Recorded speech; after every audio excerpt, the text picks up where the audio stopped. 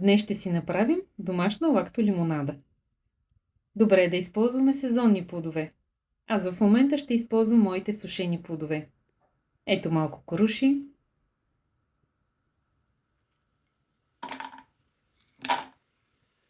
малко дюли,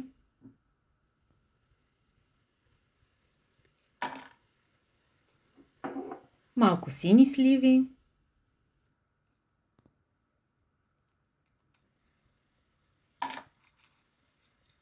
малко шипки и малко стафиди. Разбира се, не можем без царицата на плодовете и ябълката.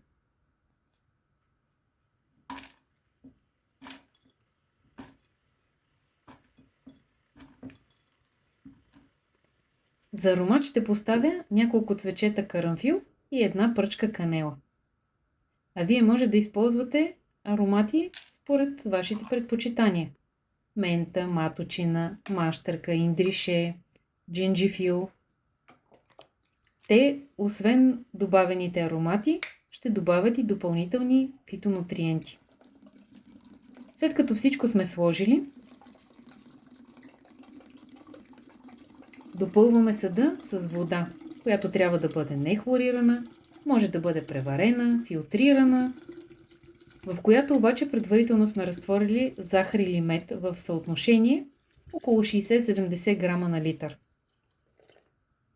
Много е важно течността да покрива изцяло плодовете, тъй като правилната млечно-кисела ферментация е анаеробен процес и останалите плодове над водата може лесно да се заразят с патогени.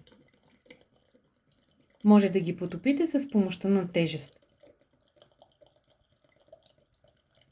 Или по друг удобен за вас начин. Бурканът, който аз използвам, има специален клапан и капачката му е направена така, че да натиска и да държи плодовете винаги под вода. Но вие може да използвате друг начин. Ако нямате такъв буркан, може да сложите една обикновена латексова ръкавица,